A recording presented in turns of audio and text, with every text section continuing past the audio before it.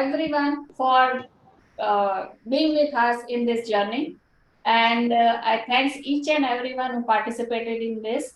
And I thank all my past presenter, my past faculties, and of course, my all partners, my team, my research team, especially Disha and others, her team members, and also Mr. Bala, who was continuous with us since long and contributed his knowledge. Thanks a lot for your support. And this concept of Saturday study circle was developed in Mehta Mehta in the year 96-97. At that time, we were having physically in our office every Saturday. And it continued till 20. And in 20, Corona came and it stopped because all it stopped in office. And at that time, we were having Zoom meeting and we started then Zoom webinar. And that time, our ex-Mehta contacted us whether still this Saturday study circle is there. So they wanted themselves and their colleagues to join the same. And this concept of every Saturday being made public and being a discussion among all has developed. And today, this journey has turned into 100th webinar. When it reached here, we never know.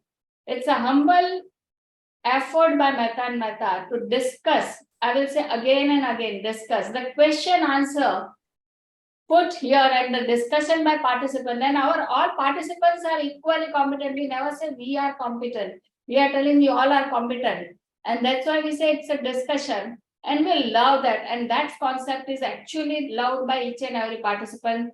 Thanks a lot for everything. I must say this study circle was the brainchild of my another life come business partner, Atul Mehta.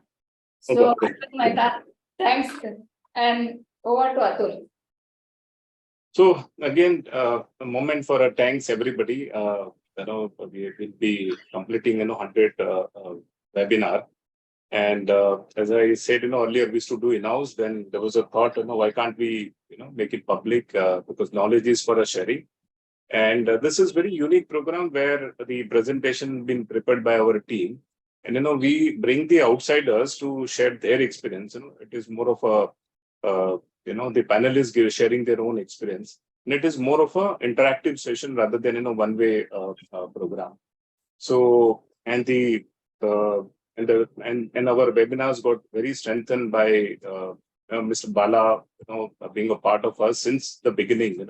He's seen the journey with us, and this got more strengthened after Sudhakar ji has joined in our team. And we are very delighted that we have today Savitri Parekh, our icon of our profession. Thank you, Savitri.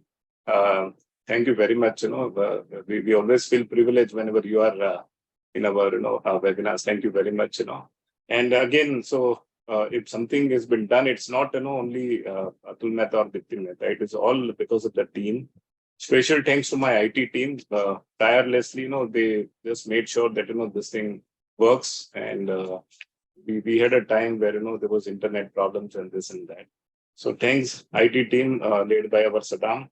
All my partners, especially thanks to Aditi, all our AAA, Aditi, Alifia, Ashwini special, so whenever we could not find any presenter, so we always catch hold of her. And that poor lady, she does not have a choice but to say yes, So thank you, Ashwini, from my bottom of my heart. And all my partners, Gauri, Nupur, Jagdish Bhai, from our senior partners, he's from Vapi. And Arun, Ravina, Kinjal Mistry, Shalini, Nayan Handa, Gitanjali, Nilesh of our Kolhapur, Raswin Bindra. Probably there are many more if I missed out, So they have all supported us, in this journey. And yes, this is more of a knowledge sharing. There is no other interest. And because of our experience, my and Dipti, being in this profession for more than now 28 years, we have seen these professions, probably all of us, like Savitri ji or Sudhakar ji, and of course, Bala, a mentor and my guru, I have learned many things from him in CCGRT, sir. So thank you once again, Mr. Balano. Thank you once again, because whenever if myself and Dipti are not around, you are always there in the programs. So thank you, sir. Thank you very much. So we have some outside people also who always supported. Mr. Malik is our regular participant, and our Kaushik Javeri, he always motivates. Whenever we keep any good program, he always calls me and say, "Atul bhai, good program, good topic." So yeah, this is what. So Dipti, I'm done with it. Yeah, Mr. Bala, over to you. Not only that, Atul, when you mention about Kaushik Javeri, he is one of the person. He actually gets the recording from Mehta Mehta. He shares with his trainees and upcoming people, and the knowledge is further spread actually. That is one of the things which he has been doing it. Hats off. That's great. Yeah. So, Ashwini. Yeah, Ashwini, I think you deserve to say some few words. Hi everyone, welcome you all to the 100th webinar. As ma'am rightly said, it has been a customary practice at Mehta Mehta to take knowledge sharing sessions every Saturday. We were always given valuable inputs by Dipti madam and Atul sir during these sessions, wherein every Saturday you had to keep aside your work for 2 hours and you had to compulsorily deliberate, discuss, and everybody was a part of that webinar. But due to COVID, we had to start it online, and here we are at the 100th webinar, and I'm very privileged to be a part of these webinars since the beginning. And what you see and appreciate here has been a never-ending and tireless efforts from Dipti madam, Atul sir, Disha from our research team, Bala sir, Sudhakar sir. And I feel very grateful to be able to hear all these stalwarts of our community speaking and giving their valuable thoughts. Shailesh Rajadhyaksha sir has always been a part of all these webinars. Bala sir. And now I'm just looking forward to hear Savitri madam as well. And I just hope that we very soon we reach the 1000th milestone, and we all will be appreciating and being part of that webinar series. Thank you so much. Thank you. Sudhakar, just few words on the topic, then Mr. Bala, and then Savitri will say a few words on the topic, and then we'll start. Good morning, everyone. Savitri, I don't want to formally introduce. Entire India knows you. If I formally introduce, I feel it's not correct for you, right? Yes. Yeah. Sudhakar. Yeah. Okay. Those of the participants who know me, they don't need an introduction. And those who don't, I think it's okay not to introduce. Yeah, congratulate Dipti, Atul bhai, Bala, and Ashwini, and as well as Aditi also. And because reaching a significant milestone is always important. In fact, today there are 2 milestones. One is, of course, Mehta's 100th webinar. And the personal level, I reached the milestone of 35 years together with my wife. This is today is my marriage anniversary. Great. Congratulations. And I'm coming back to the topic is concerned. Again, I used to say always in the last webinar also, I said that handling pit regulations is like playing with a fire. And one need to be very, very careful. Fortunately or unfortunately, it is the company secretary who is the compliance officer who have been entrusted upon with enormous responsibilities. If required, now I think I will introduce Savitri, because there are other than CS fraternity. Oh, no, don't worry, Dipti, it's okay. Let's not use the time for introduction. No, don't worry. Okay. Savitri has over 30 years of corporate experience and is currently CS and Compliance Officer of Reliance Industries Limited. She has worked in variety sectors, including manufacturing, outsourcing, private equity, media, pharmaceutical, textile, chemical.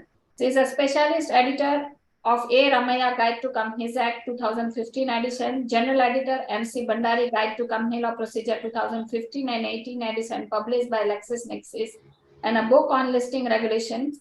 She has also been a guest faculty at IIM Calcutta for over 10 years, and she is a regular speaker in the program of ICI Chamber of Commerce.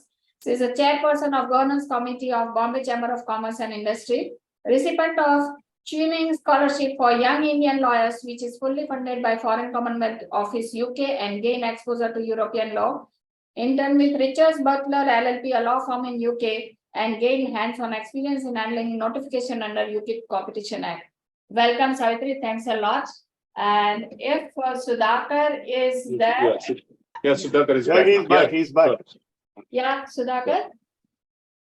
Yeah. So I was just mentioning when I got disconnected, unfortunately, that the unpublished price sensitive information, this particular definition, we are struggling to have our understanding. And again, there is going to be some change because there is a consultation paper already on this particular issue.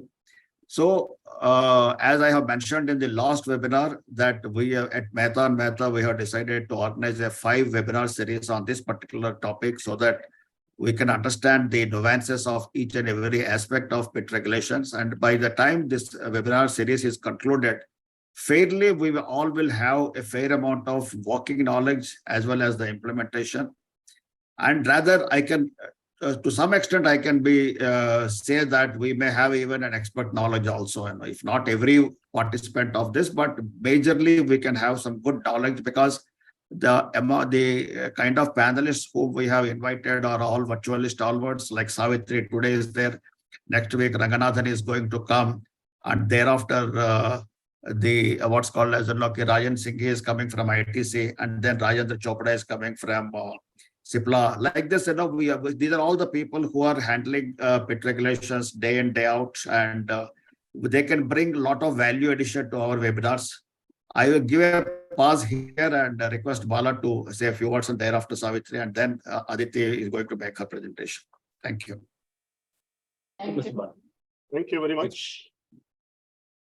First of all, when we are all talking 100, I will not use the word 100, I will use the word century.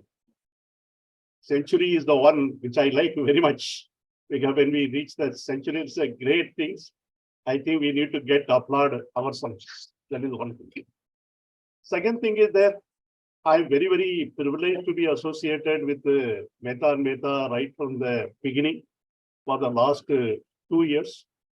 In fact, it's a great learning experience for every one of us, so to say, because it is not only the sharing of the knowledge, it is also getting to know the practical experiences of the stalwarts who are working in the field, respectively, which Mehta Mehta is actually bringing various panelists and faculties who are sharing their knowledge.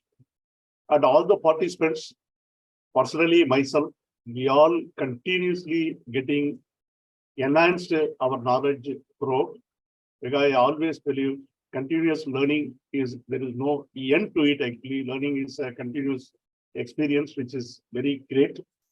I'm really, really so much privileged to be associated with the Mehta Mehta when I am actually 3/4 century, 75 years. So it's a great thing, because the grace of the God's health is good, in a position to get updated myself. I always say I am actually being privileged to be with the group, because especially when I meet the youngsters who are much more knowledgeable today considered to our olden days without the technology, digitalization, etc., and all these things, I always feel very much privileged that I am actually grown 25 years younger. That is the privilege which I have. I really, really enjoy every Saturday the program. I am very much thankful to Mehta Mehta. I am very much thankful to their entire teamwork, which has been actually put into and doing an excellent service. As Ashwini puts it, that we will be reaching 1,000. I am sure 100% this program is well received actually. One of the small things I wanted to share, in fact, there are 2 or 3 independent directors who have been actually working in some of the companies here. When I was talking to them on some of the seminars, they are very particularly interested in knowing the seminars, because they are not able to spend the 2-3 hours on Saturday and other things and all. So what I used to do, I used to request to Disha to send me the link for the particular seminar where they requested. I used to share with them. There has been a great amount of appreciation which is actually coming from the independent directors appreciating, especially I must tell you one thing, the last webinar, which was on related party transaction, the amount of the knowledge which is disseminated, the excellent analysis which has been actually put forward by Sudhakar was very much appreciated by 2 of the independent directors. I was highly, delighted to hear those things. So this sort of the excellent service which is actually being done by Mehta Mehta is quite commendable, and knowledge sharing is a great. I hats off to the Mehta Mehta. Will continue to spread the knowledge. It also provides me the opportunity to learn on the ongoing way. Thanks a lot. Yeah, thank you, Savitri. Thank you very much. Very good morning to all of you, and hearty congratulations to Dipti, Atul, and the entire team, including Ashwini, Aditi, Disha, who's been regularly following up with respect to this research. And I must also mention that Sudhakar had spoken to me more than a month ago and reminded me twice in between, asking me to block the date. And the topic is also one where I didn't want to miss the opportunity. More importantly, it is Dipti and Atul who have been dear friends of mine for a long, long time. And not to forget, I've actually known Mr. Bala for, I think it's almost more than 25 years now. Of Yes, course, yes. I've not met for a long time. Of course, this also brings home the fact that the next one, Atul and Dipti, should be a physical one where we all get to meet physically and be at one location. Coming back to this topic of SDD, it's one which has been very well chosen for this momentous occasion, I would say. This is one where, uh, you know, 3 subregulation 5 dictates the entire structure of what SDD is all about. Trading plans have not fully taken off in the country. There are several issues, which is what is actually going to come out in the course of the discussion today.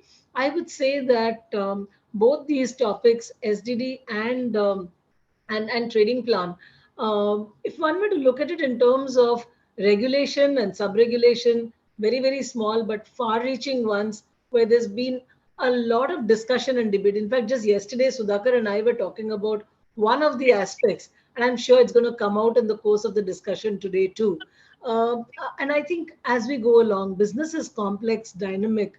There are several dimensions to business which also throw open several points. And as Sudhakar rightly mentioned, the consultation paper is out in public domain. In fact, it may appear to be fairly simple.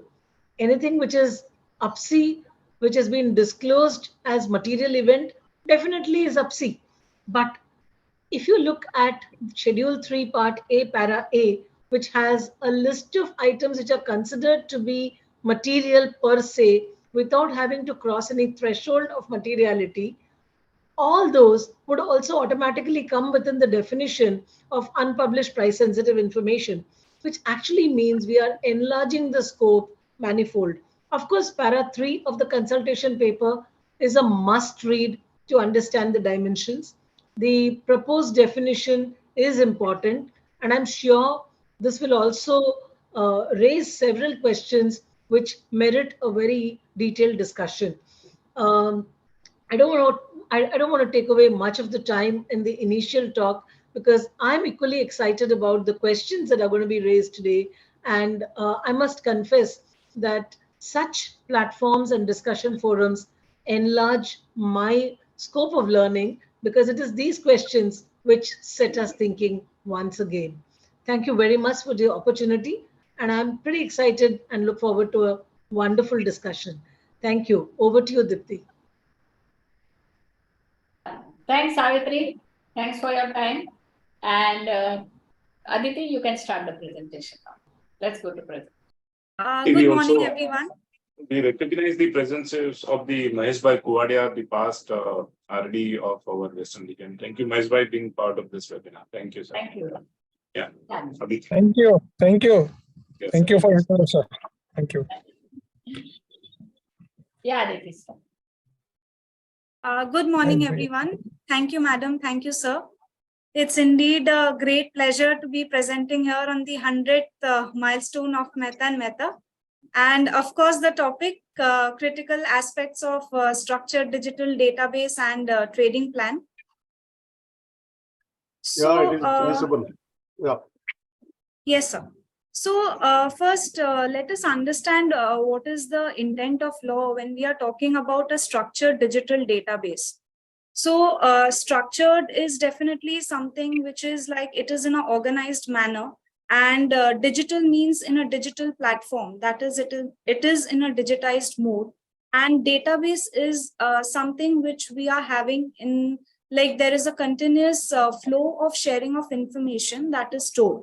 So SDD, which is a structured digital database, in short, if we look at it, it is like, it is a database which is maintained in a digital form, and it is containing a continuous flow of information. If we look at the SEBI PIT regulation, this has been actually taken up by Mehta Mehta as a series of webinars. So definitions have been dealt with at length in the previous webinar, but I would like to deal with a few definitions which I feel is important so that we are in a position to understand the structured digital database. So the first definition which comes into mind when we want to understand a SDD is that of a connected person. Now, who do we define as a connected person? Connected person is someone, who during the 6 months prior to happening or occurrence of an event is either directly or indirectly connected with the organization whose information is in possession of that person. So connected person is not defined as one particular person. It can be the director of a company. It can be an investment company. It can be an official of a stock exchange, a mutual fund representative, or for that matter, a professional who is getting in touch with an organization. So it is like when we are having a frequent communication with the officers of an organization, or in a way we are in a position to have in possession any unpublished price sensitive information. So that person will be termed as a connected person. And connected person is definitely during the 6 months which is prior to the concerned act. So when we are talking about this concerned act, it is about the trading in the securities. Now, moving forward, what is generally available information? So generally available information is defined under Regulation 2, subsection D. So what does that mean? It is like any information which is generally available to the public at large. So that, suppose as an outsider, if I want to access to any of the information of an organization, then generally available information is something which I can get it from a website. So it is like on a non-discriminatory basis, if we as a person is able to take an access of that, that becomes a generally available information. Now, immediate relative.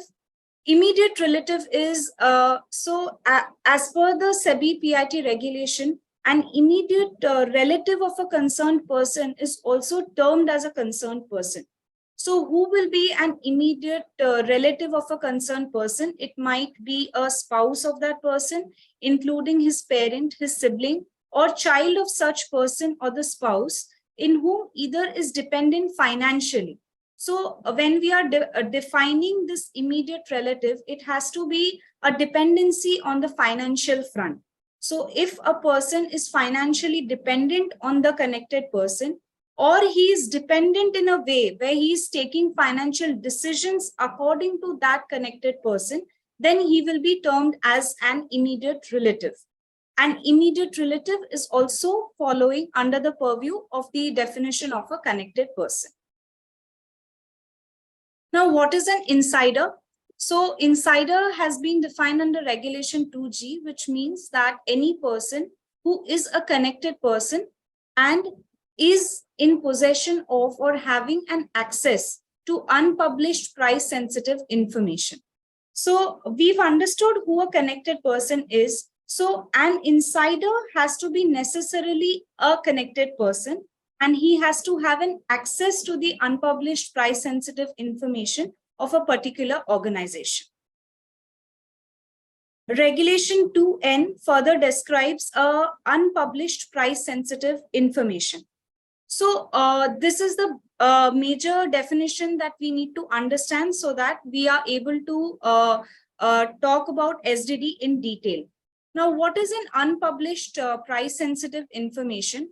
It is that any information relating to a company or its securities, which is directly or indirectly, that is not generally available.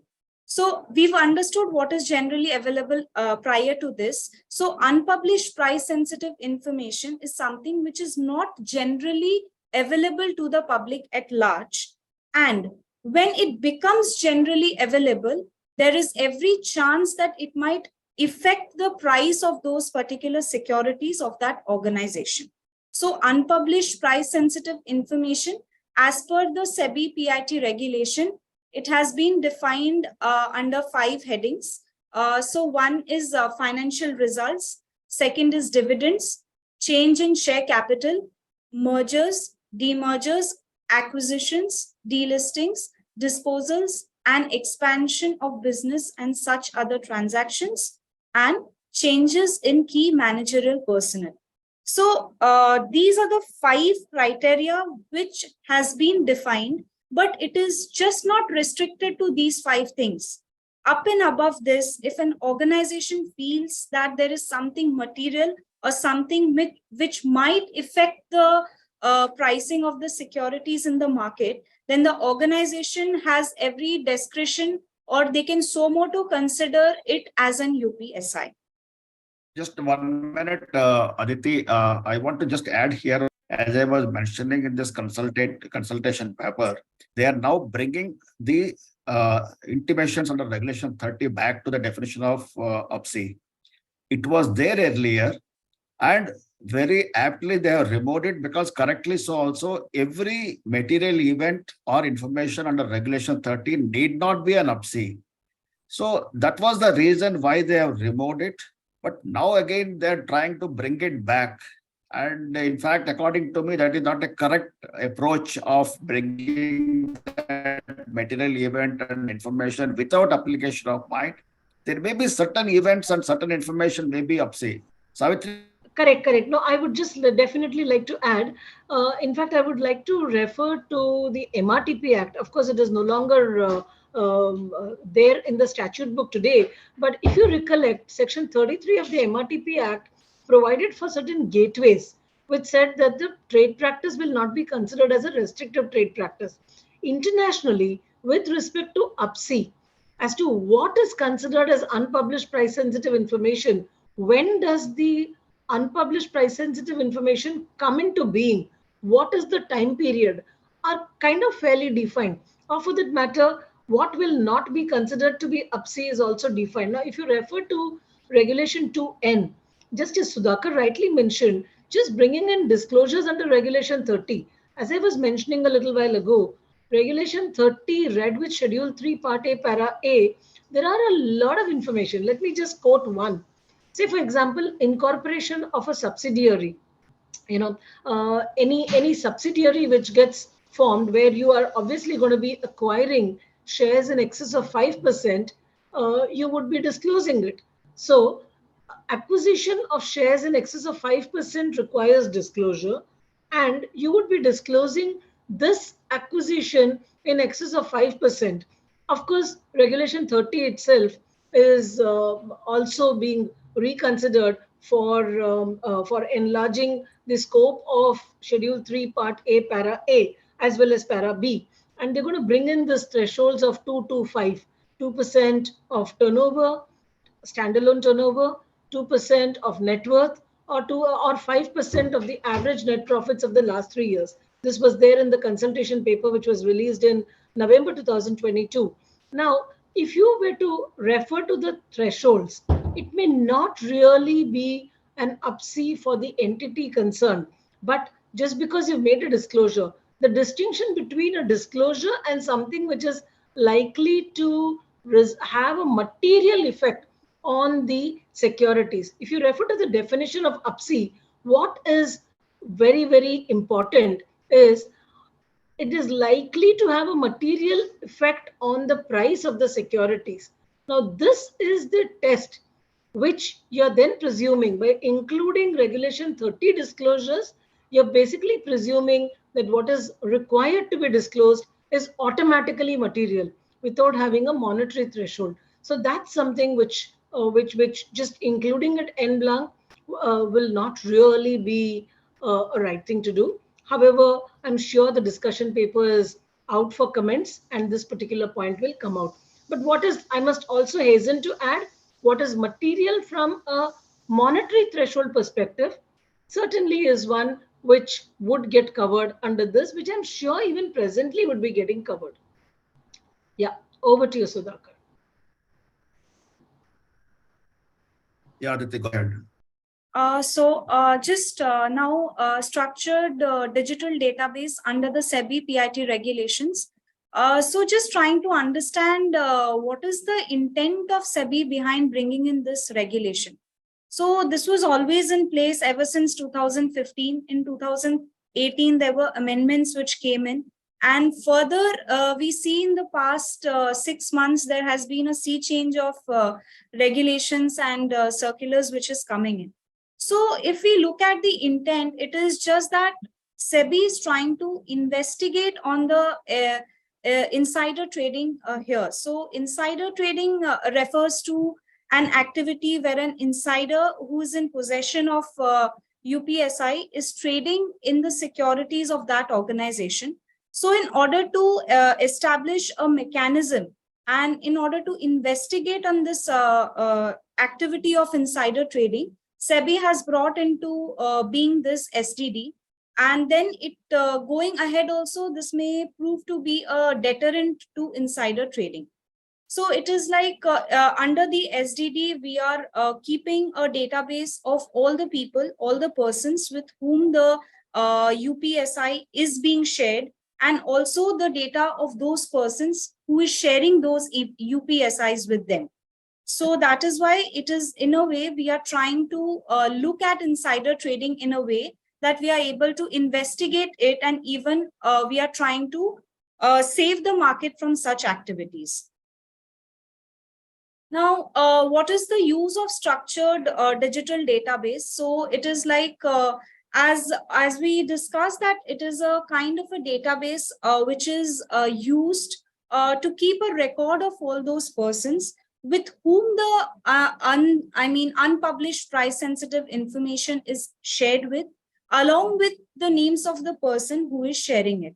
So it is like, it is kind of a check. It is kind of a check that every organization has, so that if at all there is a trading that takes place during the window closure period, when the trading is restricted in the share market, then the company is in a position to understand, or maybe when SEBI points it out to the company that these are the persons who have been involved in the trading, then the organization is in a position to give an answer that these were the persons who were actually in possession of UPSIs, and these were the persons with whom it was shared. So it will kind of help us to keep a record of that. And going forward also in the future, if there is an investigation which is put by an external agency on the organization, then we are in a better position to present ourselves that we have a proper database in place wherein we've made an entry of all the sharing of information, and that can be presented to prove that there has been no violation of insider trading norms. Now talking about the relevant regulations. Aditi, let me add 1 or 2 points here. As we have discussed during the last webinar, the procuring UPSI as well as sharing UPSI is per se prohibited unless until they are for legitimate purpose. And also on need to know basis only you can share or you can procure it. So any kind of leakage of UPSI is going to having a disastrous consequences, because when the SEBI is going to investigate, they want to check that who are the people who have shared the information and who are the people with whom the information was shared. Whether it is for legitimate purpose or not, whether it is on need to know basis or not, these are all the investigative points. For that, you need to have a record, and this structural digital database is going to be the audit trail for that. on which date, who has shared with whom, and everything. And okay, the details are going to be there completely. That is the primary objective of this structured digital database. Yeah, go ahead.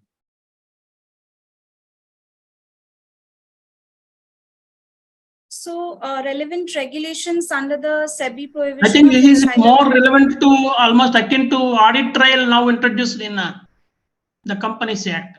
Yeah, that's right.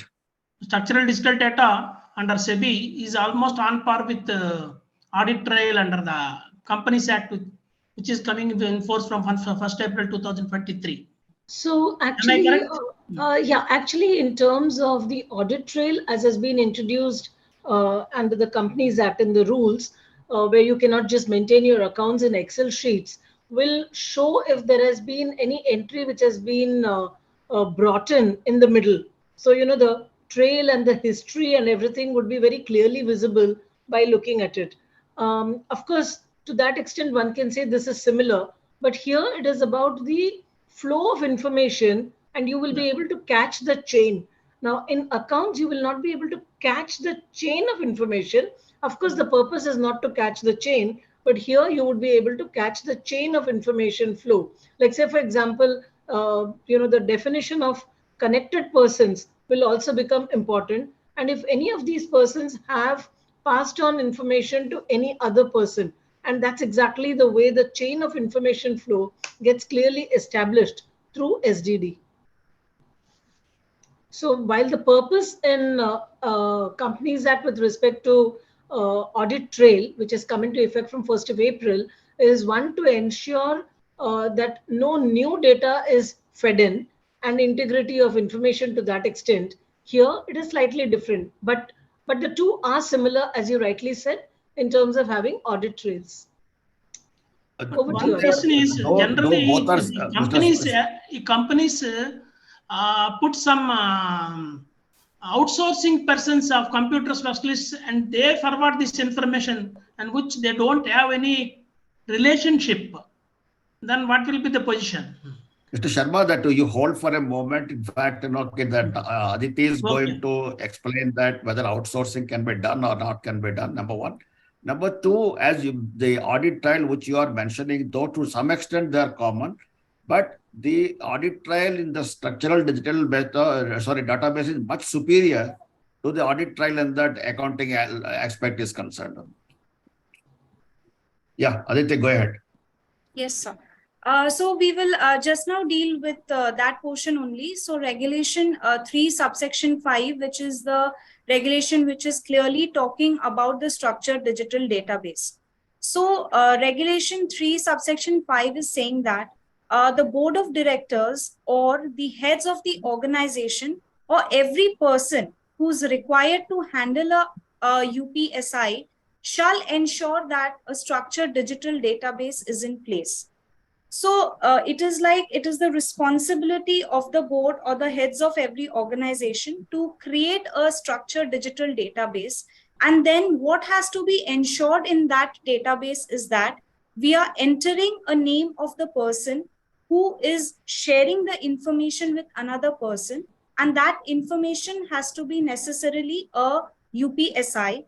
And as Sudhakar sir has already said, that it has to be there only on a need to know basis or for a legitimate purpose. So, so this is like when we are making an entry, PAN number of the person with whom this UPSI is being shared has to be entered. And in case the PAN number is not available, then any other identifier which is authorized by the law. So first portion is that it has to maintain a structured digital database wherein we are capturing these two things. And second portion is that very clearly where it says that such database shall not be outsourced and shall be maintained internally with adequate internal controls and checks such as time stamping and audit trails to ensure non-tampering of the database. So here, when we are talking about that the database should not be outsourced, the intention behind these regulations is that when we are outsourcing a particular data, then the person with the vendor to whom it is outsourced is having an access to those UPSIs. So as a mandate of SEBI regulations, we are required to maintain it only internally within an organization, and that cannot be outsourced at any circumstances. And we should have adequate internal controls such as time stamping and audit trails. So audit trails, as we are discussing now, audit trails is something which is very important, because when something is having an audit trail, then it is not becoming a tamperable data. So the next requirement of this SDD is that it should be non-tamperable. So when we are having an audit trail, we do have a sequence of events. We have a sequence of entries that is passed when one information is shared between two people, and there is no reason as to, there is no way by which we can erase that particular entry. So that is why it should not be outsourced, and there should be proper time stamping and audit trails. And the most important thing in here is it should be non-tamperable. That is, once an entry is made, till the time that information is in place, it has to be maintained in the database. Now moving ahead, regulation 3 subsection 6 is talking about the period for which this database has to be preserved. So this database has to be maintained by the board of directors and the heads of the organization, and it has to be preserved for a period of not less than 8 years after completion of the relevant transaction. Or in another case, if there is some kind of a enforcement or a proceeding that is happening against the organization, then that has to be maintained for a period, that is, it has to be preserved till the completion of such proceedings. So either it is 8 years or it is up to the completion of the proceedings. Now, what are all the information that can be considered as a UPSI? So as the definition suggests, it is like any information that is generally not available and the possession of which can materially affect the price of the securities in the market can be termed as a UPSI. So I think as of now, what has been defined is already discussed as to what qualifies as a UPSI. But we already had a discussion on that, stating that Regulation 30 will somehow also come into picture going ahead, wherein it will not only be restricted to these 5 items which has been defined, but it can also go beyond to what is considered as to materially affect the price of the securities in order to consider it as a UPSI. So UPSI obviously is that information which definitely needs to have an impact on the securities. So until and unless it is having an impact on the securities of that organization, then it will not qualify as a UPSI.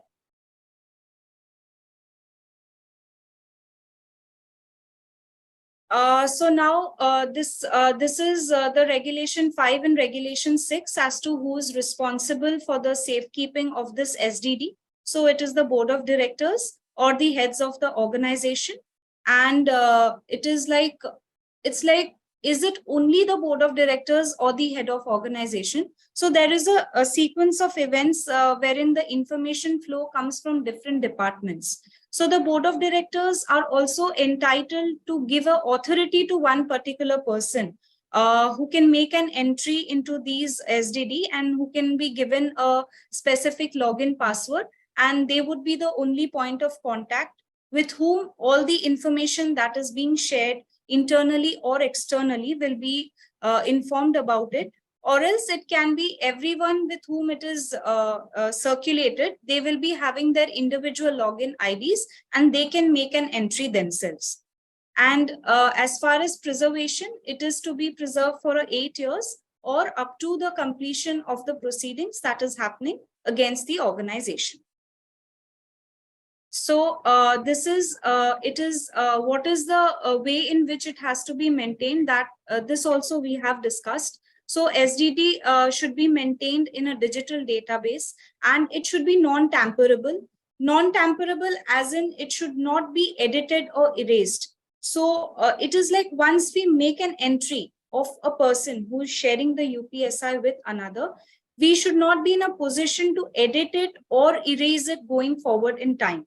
So that forms a part of the audit trail as and when an information is generated. It is an entry of it is made into the database, and it is registered for that period of time till the occurrence of that particular event. Now coming to the penalties that is levied in case in case an insider is trading with the securities when in possession of an UPSI. So section 15G of SEBI Act 1992 very clearly states that if a person who is trading in the securities of an organization is in possession of the UPSI of that particular organization, then he will be liable to a penalty which shall not be less than 10 lakh rupees, but which may extend to 25 crore rupees or 3 times the amount of profits made out of insider trading, whichever is higher. So here the penalty involved is very huge, because it can be your minimum amount which is levied is obviously 10 lakhs. It can extend up to 25 lakhs, but it can also go up to 3 times. So whenever a person is trading in securities while in possession of an UPSI, he has to be very careful. And especially with this SDD coming into picture, now since an entry is already made in the database, he has to be extra careful that he is not trading in the securities during that period when he's possessing that information. Now coming to a very important question, and rather this has been a question which is there in everyone's mind as to where is this software exactly coming from. So when we are looking at a structured digital database, or when we look at a regulation 3 subsection 5, where it is very clearly saying that it is a structured digital database. So digital database here means that we cannot maintain it in an Excel sheet or in a Word format or in a PDF file. So these are the files which can be very easily tamperable. It is something which can be edited or erased going forward. So the need for having a software as on date is being derived from the regulation 3 subsection 5 itself, wherein it is saying that it is something which should have an audit trail, and at the same time, it should not be tamperable. So when we are putting it in a software, that becomes non-tamperable along with an audit trail as to when each of these entries are being made.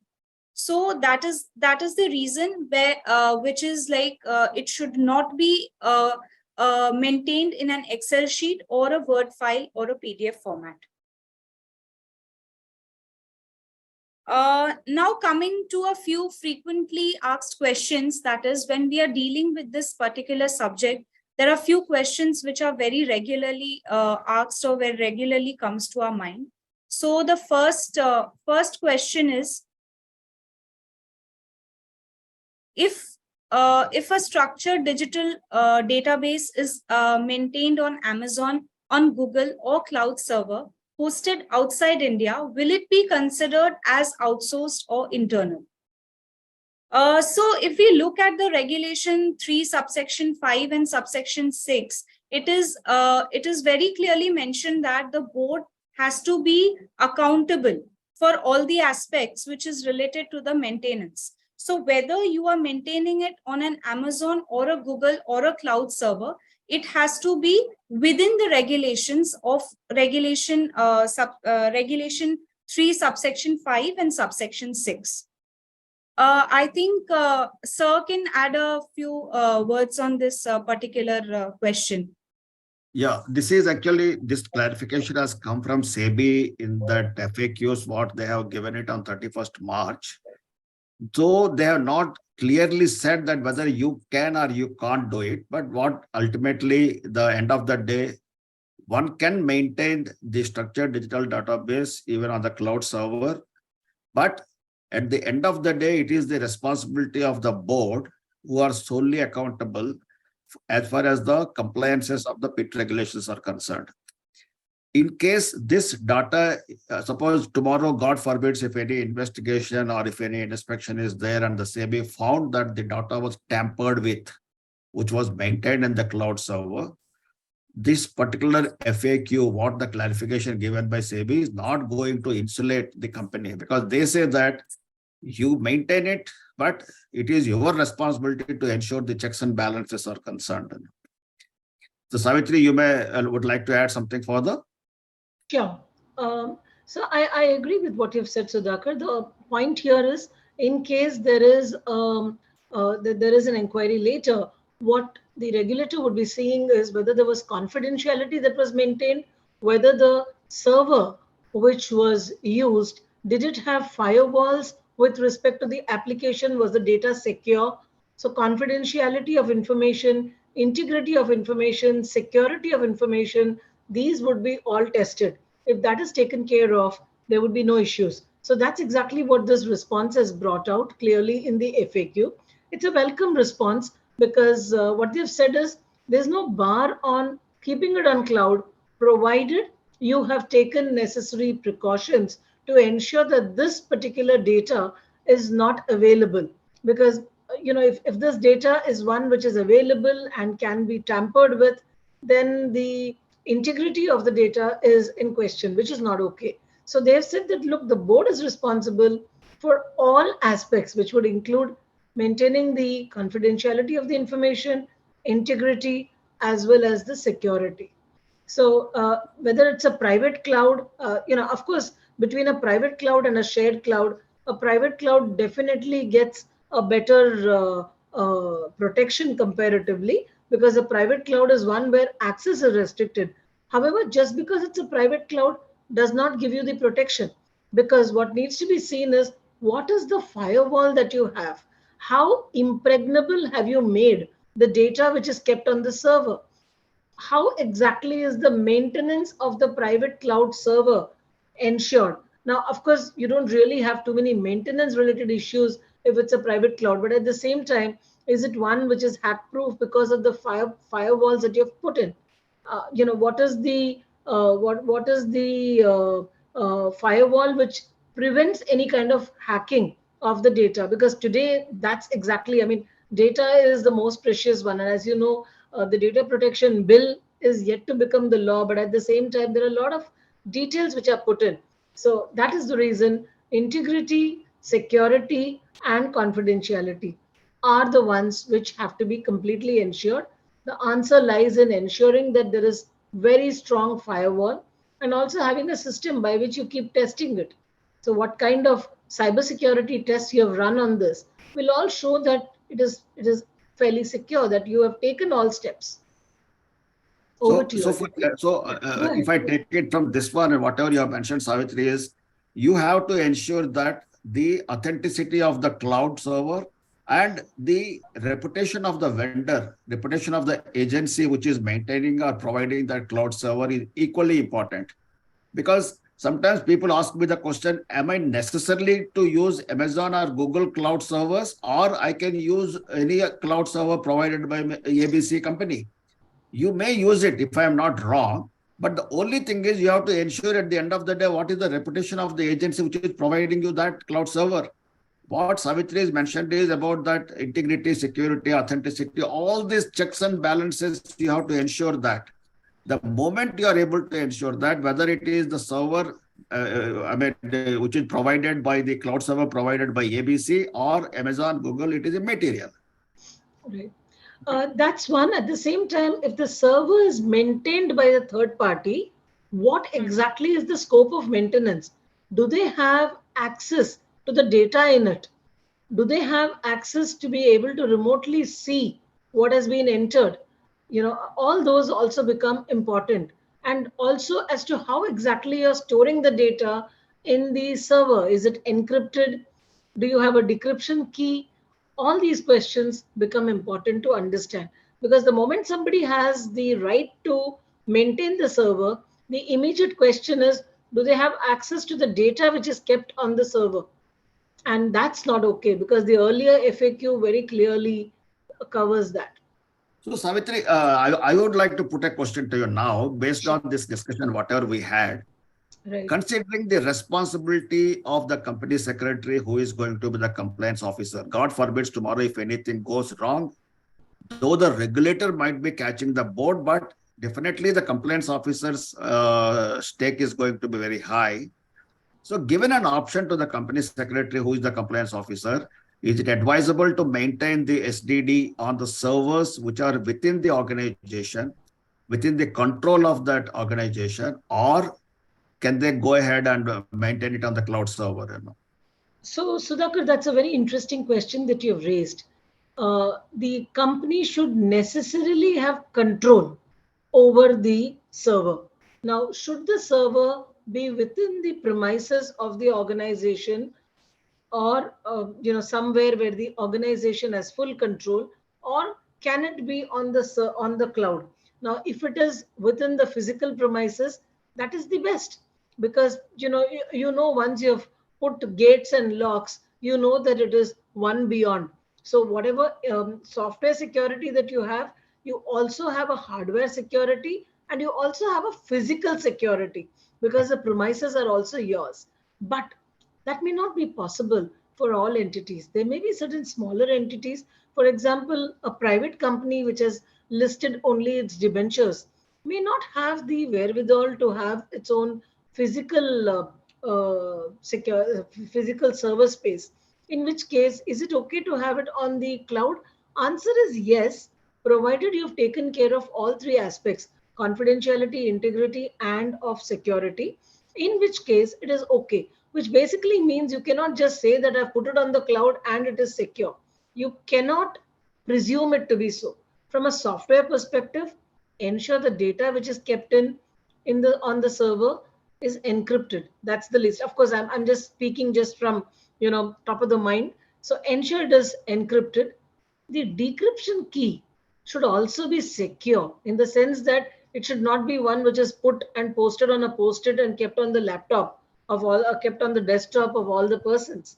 So we've come across few cases like this in the call center days, where the password was all shared. So it should not be shared. Then you're able to say that access is also restricted. The next one is, what is the kind of check that you keep making on the physical firewalls that you've created with respect to the server?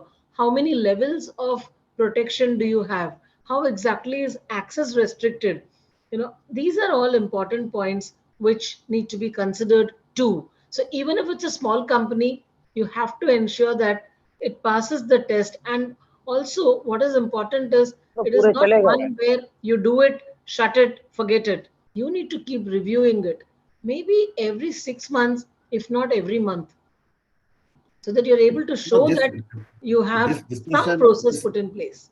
Yeah, sorry. This discussion is very much required, Savitri, because in one or two webinars which were organized by ICSI last month, that point of time, the SEBI representatives who were there, in fact, we all know that they have conducted some physical inspections of the SDD also by going to some companies, or sometimes in virtual mode also. And they have mentioned that hardly 22% of the companies only are maintaining the way the regulator is expecting us to maintain it. That means still a long gap is there between the understanding and the implementing of SDD is concerned. So that's why you see now that, in fact, what's called as, when ICSI has taken this particular webinar, a lot of issues have come up, a lot of question answers were there. And ICSI has come with a publication also on a lot of FAQs, how to maintain the SDD and all.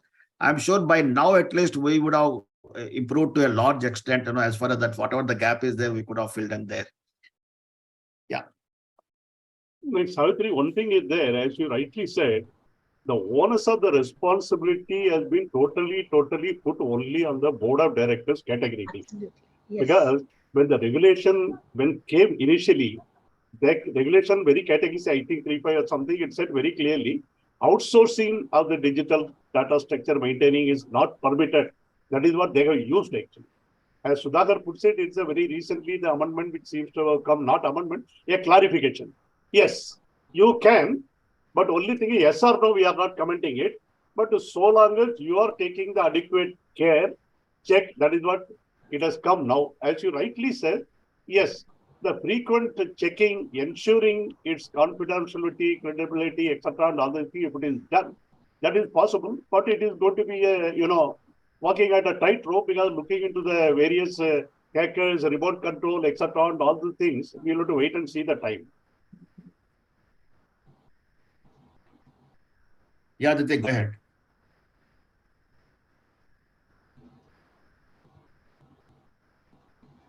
Yeah, So I think we could proceed. yeah. So this brings us to the second question. I think we just now discussed that. So it is like Regulation 3 subsection 5 is requiring that it shall not be outsourced, and the company shall internally maintain it with adequate checks. So whether a listed company which is using a software which is provided by a third party vendor, where the server is of the vendor, but requisite entries are being made by employees of the company, will that be in pursuance with the regulations or not? So I think we just now discussed that only. Even Madam has given us a clarity on that, stating that we will have to judge here that the confidentiality is maintained and who is having an access to those information. So if the server is with the vendor and the organization is not having an access to that except for the entries, then definitely it will violate the regulations which is required to be maintained. See, one connected question which has come is that in one group of companies, there are 3 listed companies are there, and all the 3 listed companies are supposed to maintain this structural digital database. The question has come up is, can the company maintain all these 3 SDDs in one server only?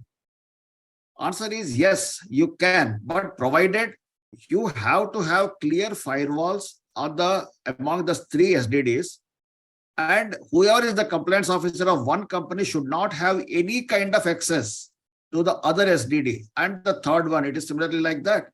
That means, though you are having a common server as far as the organization is concerned, but still within that server itself, you have to have clear firewalls and clear compartmentalization of the control checks and balances. Okay. So next question is, does the list of UPSI as prepared by the company in-house needs to be disseminated to the public at large? So this is something which is a requirement to be kept only by the respective organization. So this is a flow of information either within or outside the organization, but there is no requirement as such to disseminate the list of UPSI on the website of the company. Next FAQ is, are companies required to maintain the structured digital database even when the information is shared only within the company? So yes, this is a question which is of a lot of confusion, that only if information is flowing outside an organization should that come under a SDD. But there is a very, I think there is a clarity in subsection 5, which very clearly states that no matter with whom you are sharing the information, if it is a UPSI, even within the organization or outside the organization, so that needs to find a place or an entry in the SDD. So irrespective of the fact that information is shared within or outside the company, requisite records have to be maintained. Now, nominee directors having sharing information to their banks or financial institution for legitimate purpose, will it be covered as communication of UPSI? So, see, as we discussed that even if there is an information flow outside the organization, that also will be covered under a SDD. So when a director is obviously falling under the list of designated persons or an insider, because financial statements, which is obviously a UPSI, director has an direct access to those UPSIs. So even if the director is sharing with an external authority any of the information for a legitimate purpose, still it has to be recorded in the SDD of the company. Next is for how long the company needs to maintain the data in its structured digital database. So I think this is very clearly given in Regulation 3, subsection 6, wherein it is stated that from the time of entering the data in the software, it has to be maintained for a period of 8 years from the occurrence of that event, or in case there is any proceeding which is taking place against the company, then till the completion of such proceeding. Aditi, one small clarification, a small correction. It is not from the date of making that entry, 8 years from the date of completion of the transaction. Okay. Okay. Just one point with respect to the previous question, which is the first question on the screen. Nominee directors, if they have shared the information, while the FAQ says it will be recorded in the SDD of the company. Now the company, if it knows that the information has been shared, company will have to enter it in the SDD. If the company is not aware of such sharing of information, it will not be in the register of the company, but it will be in the register, that is the SDD of the other entity, the bank, financial institution, as the case may be. Because they become connected persons by virtue of receiving something which is UPSI. Please proceed. Right.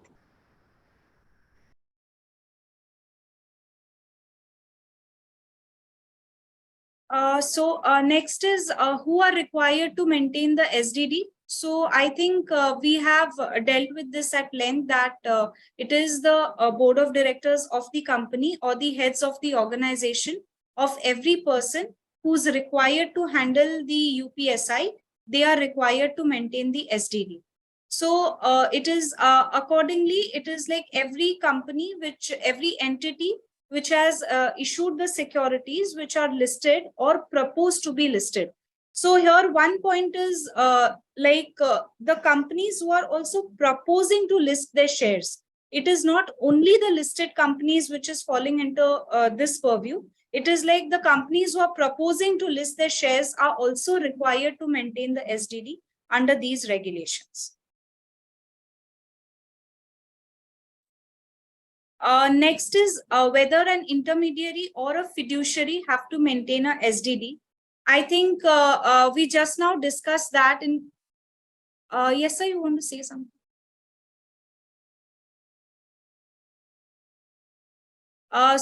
Next is whether an intermediary or a fiduciary have to maintain a SDD. So I think just now we discussed that when it comes to a nominee director, if he is sharing the information for a legitimate purpose with a bank or institution, the moment it is known to the company has to make an entry.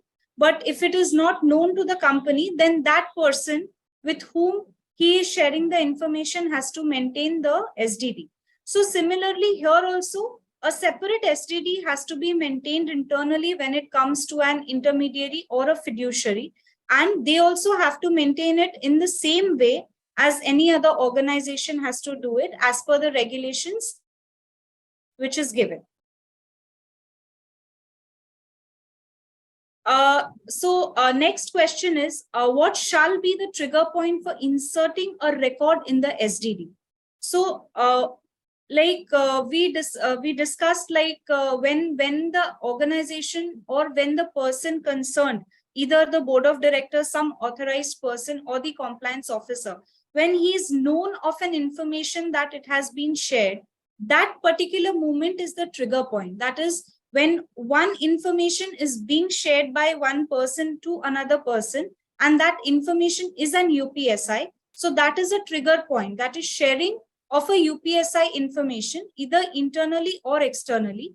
Then that becomes the trigger point for making an entry in the SDD. When is a UPSI germinated?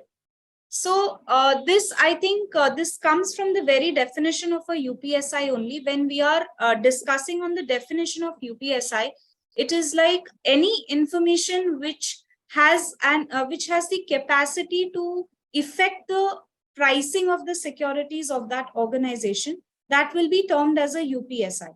So like going forward, if there is any information in hand which going forward with the or the happening of that certain event, it is likely to materially affect the prices of the securities, then that information will be termed as a UPSI, and that will be the point of time when it will be generated.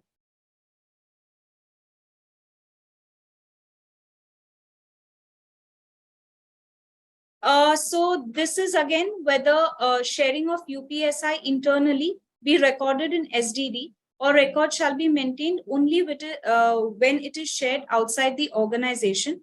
So here I think the intent of law is very clear, irrespective of the fact whether you are sharing it with a person who is internal or external. The passing of information forms the trigger point. And as soon as a UPSI is shared between two persons in an organization or outside the organization, then this needs to find an entry in the SDD.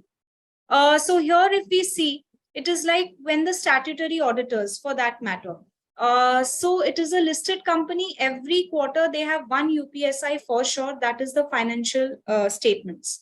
So when the finalization of the financial statements takes place, then definitely that information is shared with the statutory auditors of that company. So it is outside the organization, and that needs to find an entry in this SDD. Similarly, during the course of this finalization of accounts, there are different people in the accounts team itself who are involved in this entire execution. So even between two people in the accounts team, when a UPSI is shared, the same thing has to be brought to the notice of the concerned person, and it has to be entered in the SDD.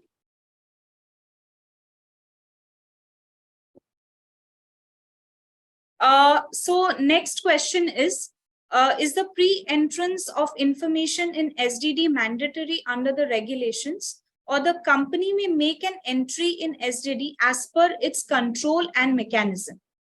So it is like pre-entrance of information is something prior to sharing of information, we will have to make an entry.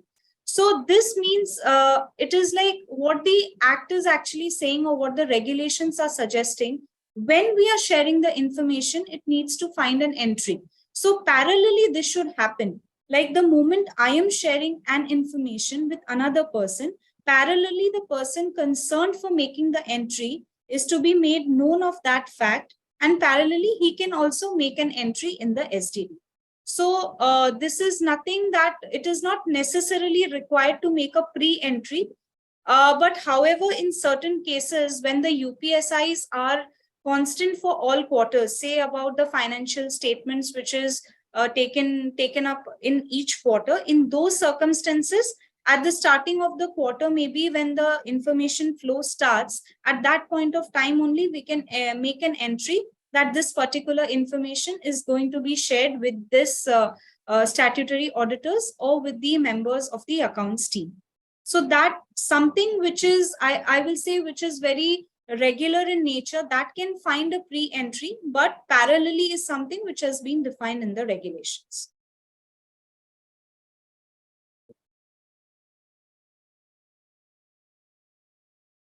So next is, who shall have access to insert the details of UPSI in the database? So this is like, this is again depending from an organization to organization. The regulations want the board of directors to have a control of that, or the head of the organization of every person who is having an access to the UPSI. But as we've seen in a practical scenario about this insertion of the details, there can be any person who is also authorized in an organization, wherein who is a common point between the different departments, maybe a company secretary or maybe a compliance officer. So they can also be authorized to insert these details in the SDD. And another very important aspect, which I think we've already discussed, is SDD should be made available only on a need to know basis.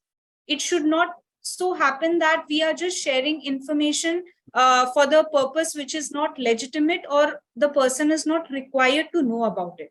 So only on a need to know basis, we will have to share this information, and the identity of the person who is taking an access to the database is required to be established.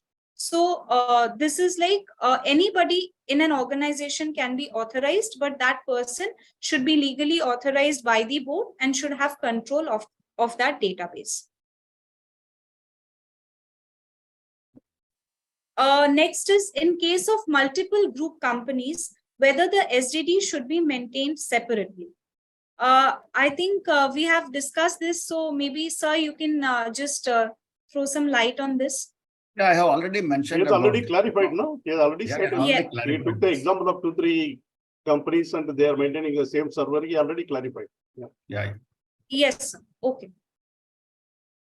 Only before I forget, one more question normally I have been asked is that whether the financial auditor or secretarial auditor can insist that I want to give the access, you please give me the access of your SDD.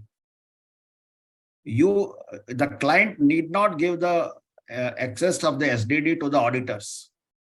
And auditors should not ask also, according to me. The reason for that is, number one, they are not concerned with SDD. Number two, lot of price sensitive information is already there in that SDD. The moment auditor will come to know about that and what he's gaining out of that.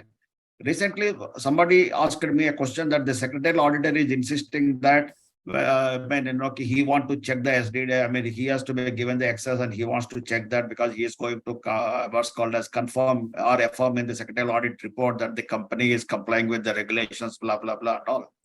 Not necessarily, Only thing is whether it is there or not there. You don't need to give the access to the secretarial auditor for that. Savitri, you may throw some light on this, please. Yeah. So actually, the process of making entries can be shown to the secretarial auditor, and SDDs which have got closed, 1 or 2 on random check basis, he would be given the inspection, but it cannot be access, because access, as Sudhakar rightly mentioned, basically means he also gets to see other details, which will not be given.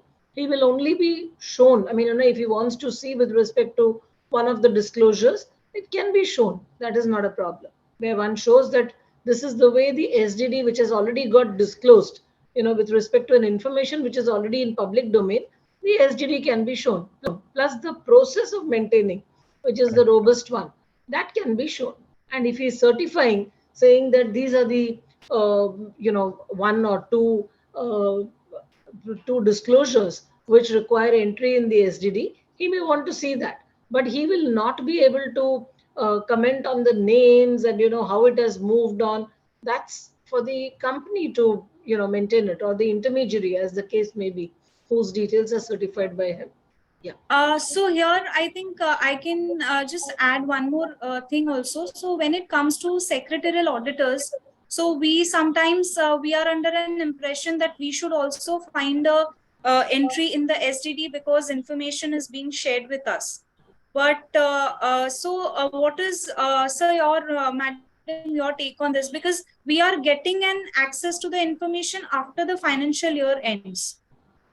No, not after the financial year. So actually, what is important is, are you certifying on a quarterly basis, or are you certifying at the year end? Like, say, for example, the annual secretarial compliance report, in any case, one para on SDD.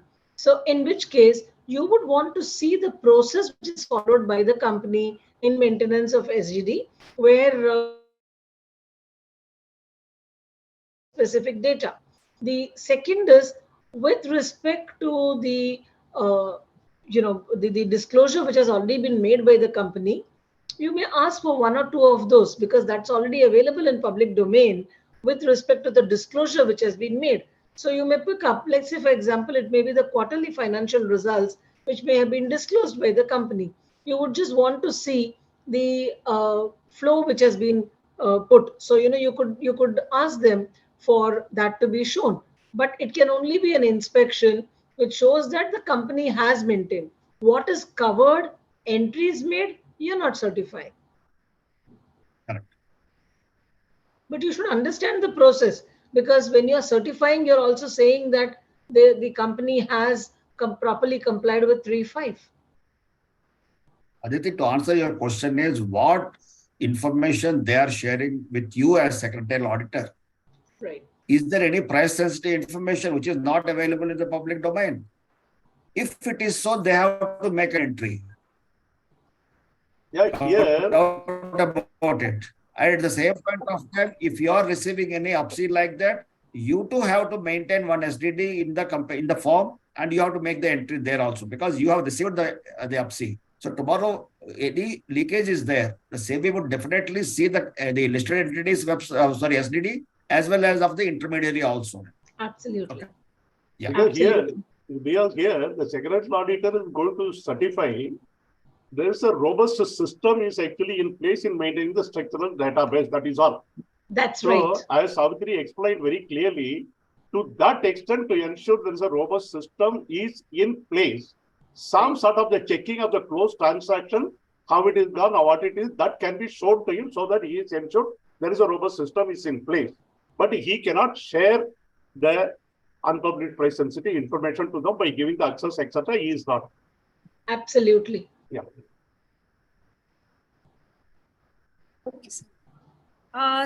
Next question is, what are the implications of non-availability of PAN? So I think this is very clearly taken up in the regulations. So whenever a PAN is available of the person, that has to find an entry in the SDD. And in case the PAN is not available, then any other identifiable which is authorized by law, that particular entry has to be made in the SDD. Next is, can external software be purchased for maintenance of SDD? So this is again, which we have already dealt at length. So yes, a software can be purchased from an external thing, but it has to be again maintained internally, and we will have to look at the confidentiality of information, and the board is responsible for the maintenance of it. Next question is, in a family managed company, supposedly it is a closely held company, and there is a discussion about the expansion of a company during a dinner program. And then there is a receiver and sender of UPSIs, because expansion plans also forms a part of a UPSI. So in this case, how do we actually conclude, or how do we make an entry? So according to what the regulation is saying, that as and when on a need to know basis, it has to be shared. And as and when it comes to the notice of the board or the head of the organization, then an subsequent entry has to be made in the software. So if we are discussing in the dining table at the time of dinner, but there is nobody who is hearing us out, the moment that information flows to the organization, maybe the next day, when it is made known to a person who's making an entry, then immediately at that point of time, an entry has to be made.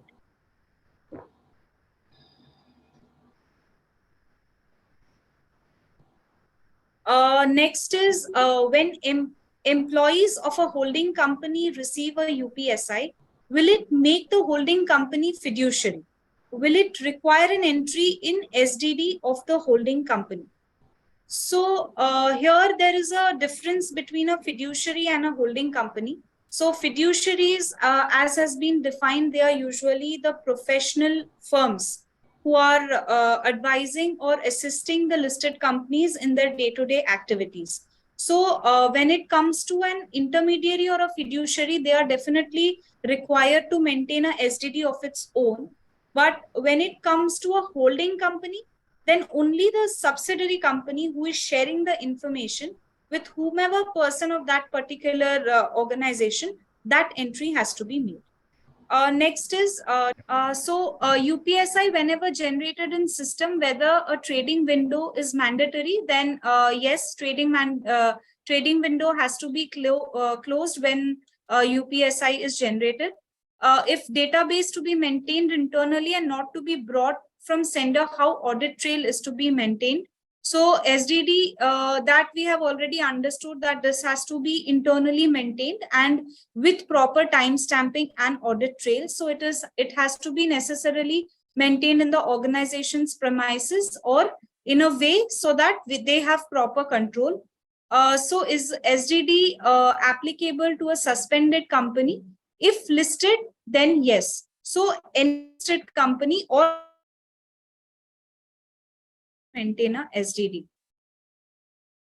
Now, this is again SDD applicable to limited purpose clearing corporation. Then again, if it is listed, it is yes. IPO approved company is required to maintain a file. So company who are going for a listing are also falling under the purview. So yes. SDD to be maintained by company who have issued privately placed NCDs. So again, if these debentures are listed, then they are required. But here it has to be a high debt value. Then only if you're a high debt value listed entity, then you are falling under the SDD regulation. So whether draft financials shared with auditors are you. Okay, Aditi, there is one suggestion from one of the participants that this FAQs, what you are presenting is mostly published already by ICSI. So he said that the participants can always refer to that, and why can't we answer the questions which are shared in the chat box? Okay, though I request Ashwini or somebody to take the questions which are there quickly before we shift to Regulation 5. Okay, then let us go through the questions. Yeah. Bala sir, you will take up the questions in the chat box. Yeah, please do that. Buying a new machine or the software which would bring down the cost, is it the UPSI? Savitri, all the questions to you, wherever I have to intervene, I will. Otherwise, you are the panelist today. Buying any machine or the software which would bring down the cost price of the product, is it a UPSI? So what is important is the term UPSI, the way it has been defined. As I mentioned a little while ago, the test which has to be satisfied is whether it is likely to materially affect the price of the securities. Now here in this case, if the software is likely to bring down the price, is it likely to bring down the price materially? Is that material reduction in price likely to shore up the bottom line of the company substantially, and therefore it is likely to lead to the price of the securities going up? Or by this reduction of cost, is the top line likely to go up, which will automatically lead to a increase in price, material effect on the price of the securities of the company? Is the test which needs to be seen. If it is likely to, yes, it becomes an important breakthrough. Now, just buying this software basically means the software is actually available in the market. So therefore, if it is available in the market, are other competitors also using the same one, or is it one which is unique, which has been made only for this particular company? That is the way it needs to be seen, and not prima facie. If you look at it, just buying something cannot lead to a material effect on the price of the securities of the company. So what one needs to see is what you're doing. Is it likely to?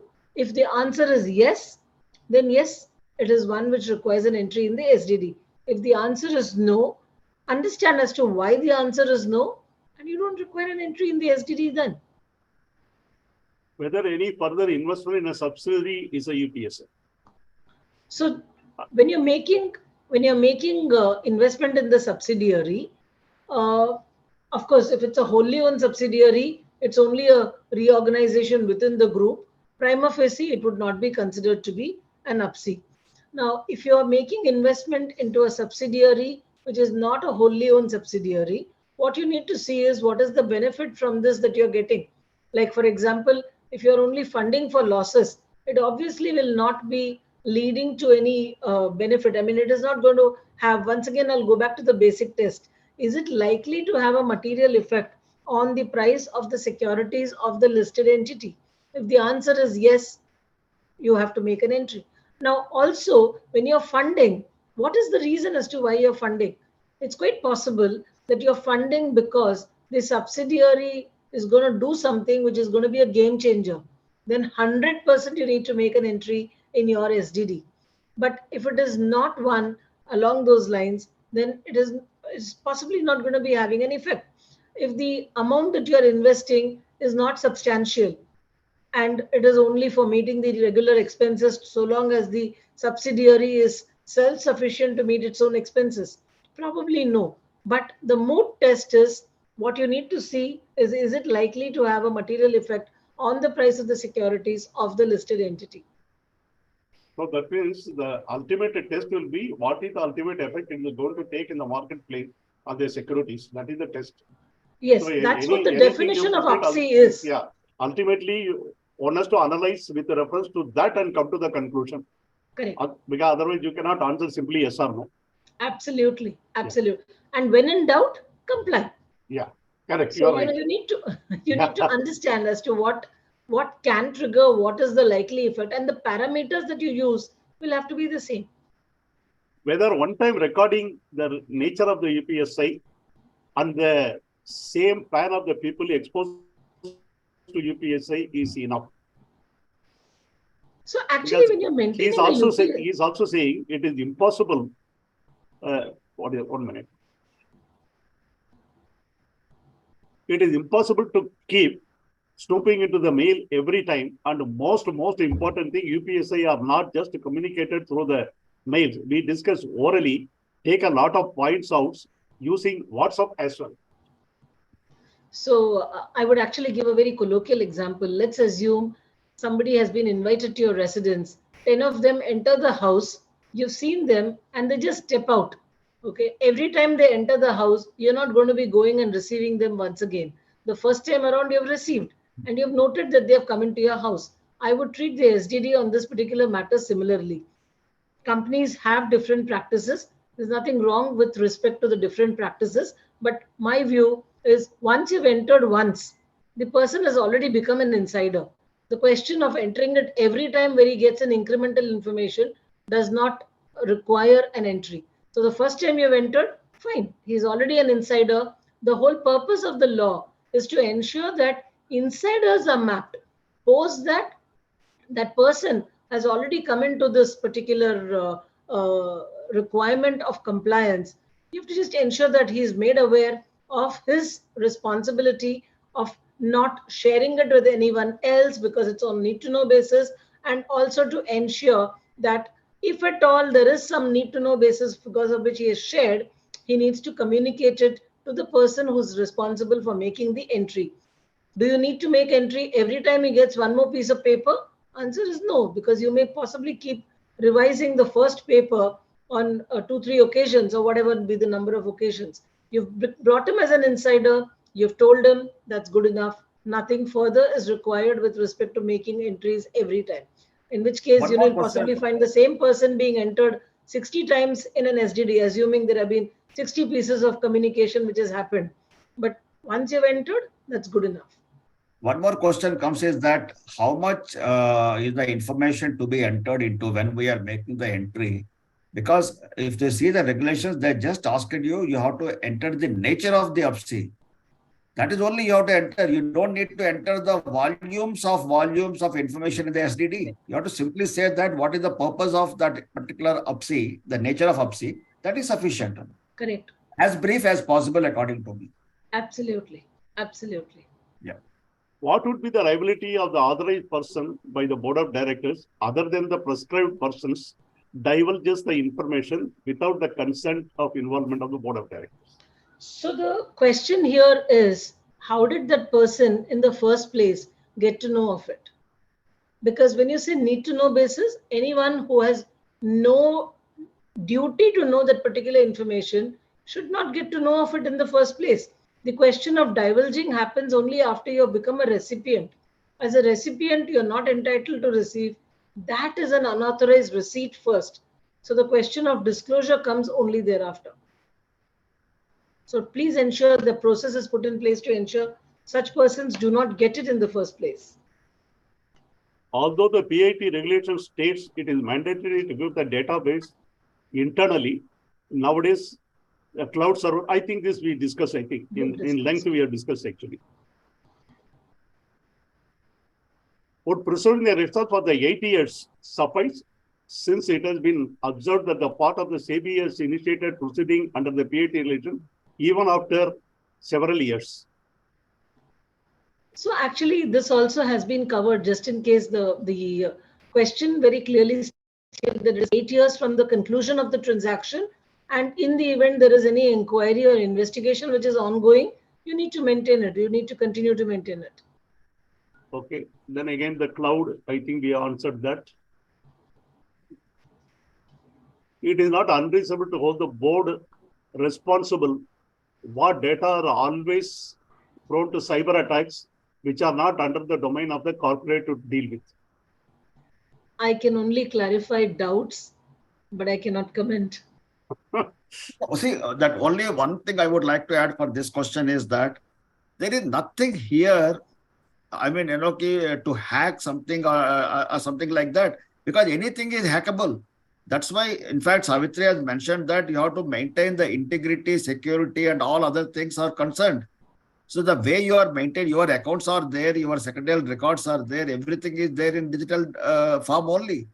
So the way you are securing that, you have to secure your SDD also. That's it. So how See, the board, what is important is, and God forbids, if there is a hacking has taken place and all, you can always put it as your defense. right. So absolutely. See, what is important is maintenance of records and maintenance of system have to be distinguished. The responsibility of the board is for maintenance of the system. Entries are made to ensure that there is a proper process put in place, and the entries are made by those respective persons. That's good enough, because if there is a proper system which has been put and the system is also tested, then the compliance, one can say that the compliance has been ensured. Somebody is saying here, I think data is encrypted in the normal circumstances. It cannot be read or interpreted, but still, with the new technology and software, this can be accessed remotely without anyone's knowledge, poses the greater danger.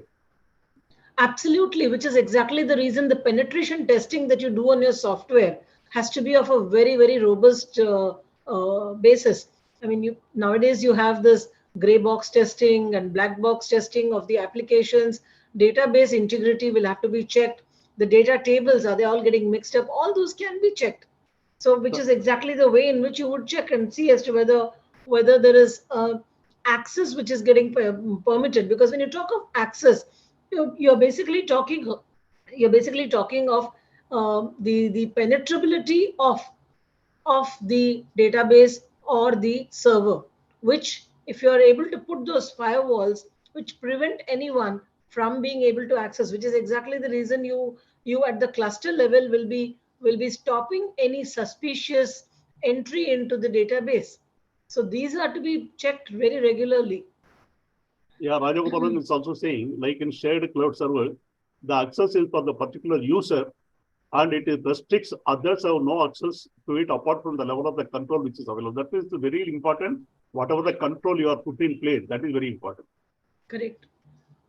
Shared cloud will mix up your price sensitive information on the hard disk with the non-sensitive data on the same anonymous company which you do not know. Control and maintenance also become messier.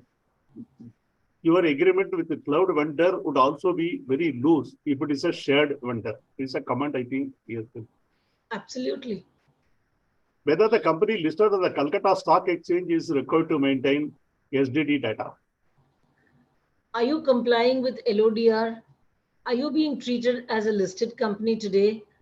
What exactly is the But position? I do not know. Calcutta Stock Exchange, all these stock exchanges are gone. Now, today it is only a nationwide trade stock exchanges. I do not know what he wants to say. I am not able to follow this here. Precisely. So actually, in case of Calcutta Stock Exchange, I don't think they are still treated as listed companies. So, no, they are not. They are not. Because all the stock exchanges are now gone. It is only the nationwide trade stock exchanges. Right. I don't know. Really. In audit firm, the audit assistants have access to all the information in the course of the audit. There is no NDA entered between the audit firms and the audit assistants. Hope identity of such UPSI deserves on the partner of the firm. Right. Here, the audit firm is the intermediary, and the audit firm is also supposed to be maintaining its SDD. Will the liability devolve on the partner of the firm? The liability will certainly devolve on the partner of the firm for ensuring that the SDD is properly maintained, which will come into question here. The question is, NDA has not been executed. Has the firm maintained SDD? If the firm has maintained SDD, the liability will not be under PIT. So the purpose of it's good to have an NDA. If you have not done the NDA, but you have put proper entries in the SDD and you have made the audit assistants aware of it. Actually, for that matter, most of the audit firms have a standard condition saying that the employees cannot trade in the shares of all the clients of this. So, you're taking care of it in an indirect manner.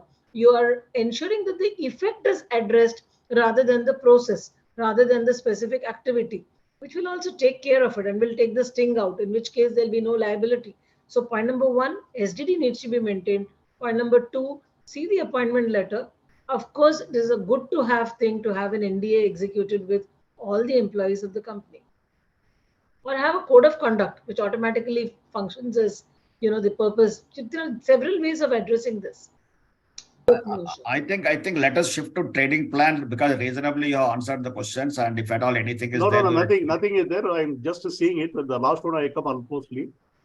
From the statutory audited point of view, what are the compliances need to be done? That also I think you discuss here. That's all. Nothing else is there. Chat box is over. Yeah. Aditi, quickly take up the trading plan, please. Regulation 5, trading plan. An exception that we are getting for trading in securities, but definitely it is coming with certain conditions. So what does regulation 5 say? So it is like an insider. He is entitled to formulate a trading plan, and he will present it to the compliance officer, and then after it is approved by the compliance officer, it becomes publicly available. So trading plan is something which every insider who is in possession of the UPSI can plan out as to how in the future he would be buying or selling of the securities. However, the condition is such that he cannot commence the trading within 6 months from the date in which he is submitting the trading plan to the compliance officer, or from the time when it has become publicly available. So the major intention of this is we have certain people in the organization who perpetually they come in possession of these UPSIs by virtue of being in the organization. It's such UPSIs at every point of time. So just to enable them to trade in these securities, we have to have a plan in place. So first is, so next is, it is like trading for the period between the 20th day prior to the last date of any financial period for which results to be announced, and second trading day after disclosure of such financial result, trading will not be will be allowed. So this is like, even if we have a trading plan in place and that has been approved by the compliance officer, financial result is something which falls under a UPSI in every quarter across all listed entities. So it is during this period of time that even if we have a trading plan in place, we will not be allowed to trade in those securities. Then the formulation of the trading plan has to be for a minimum period of 12 months. That is, whatever is getting approved by the compliance officer has to be in place for a period of 12 months, that is 1 year. Next is, it should not overlap any period for which another trading plan is already in existence. So an insider is not allowed to have two trading plans in place at the same time. It should be one after the other. And the trading plan should very specifically mention the value and the number of securities to be traded, along with the nature of trade and the intervals or the dates on which such trades shall be effected. So here, when we are talking about a trading plan by an insider, it is very clear that every detail with regards to the trading which is going to take place in the future has to be disclosed by the insider prior to trading in those securities. So the number of securities have to be disclosed, the intervals and the dates in which such buying or selling. So irrespective of the price which is there as on the date of buying or selling of the securities, this insider has to execute execute the trading as per the plan, and it should not be allowed to use as a market abuse. So the trading plan has to be in a way where we will not be making an abuse of the information that we have in hand, and it has to be necessarily in line with the plan that we are formulating. So here, once we have this trading we are to submit it to the compliance officer who shall review it, and the compliance officer has the sole responsibility to understand if these would have a potential to actually violate the regulations, and if it is so, then he will not approve of it, and if it is if he is of an opinion that this is in the right sense, then he will approve it, and he will also monitor the implementation of such a plan. And one another very important aspect of this trading plan is that it shall be irrevocable, and the insider shall be mandatorily required to implement the plan without any deviation from it, and has to execute any trade whatsoever. He is not allowed to execute any trade outside the scope of the plan. So once we are drawing out the plan, we cannot go beyond that. So as I said, irrespective of the prices which is there in the market, we will have to stick to the disclosures that we have given earlier, and we will have to abide ourselves by that plan. So it is like implementation of the trading plan. Even if our trading plan has been approved by the compliance officer and that is publicly available, it shall never be commenced if we are in possession of any UPSI at the time of formation of that plan, and it is yet to become generally available information. So here we have two things. One is a trading plan, one is an implementation. So when we are going for an implementation of the trading plan, it shall never be commenced if we are in possession of any UPSI at the time of formulation of that plan. And on approval of the trading plan, the compliance officer shall notify the plan to the stock exchange in which the securities are listed. So just to understand the intent of the regulations, sir, of the trading plan, it is that as we already discussed, there are certain persons in an organization who may be perpetually in possession of the UPSI, and so in order to enable them to trade in the securities in a compliant manner, this trading plan concept has come into being. But very important to understand here is it is never granting an immunity or action if the insider were in possession of the UPSI, both at the time of formulation or at the time of implementation. So what we have to understand here is when we are implementing or we are formulating a plan, either of the times the person should not be in possession of the UPSI. Then in the event of any manipulative timing of release of unpublished price sensitive information to ensure the trading under the trading plan, then it becomes lucrative and it is not permissible under law. So it should not so happen that even just because we have a trading plan in process and just following the conditions with which it comes, we should not delay the timing of the release of UPSIs.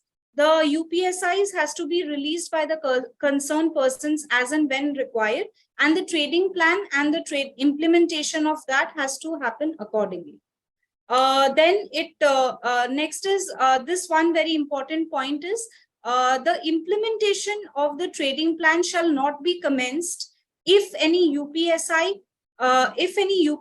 is in possession of the insider at the time of formulation of the plan and has not generally become available to the public at the time of commencement or implementation of that plan.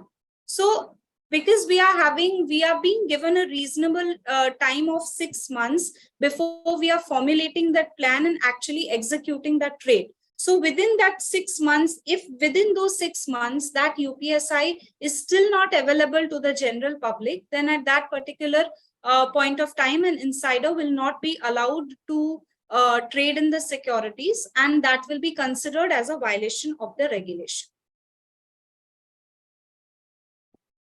So I think this is one FAQ that we have in relation to the trading plan.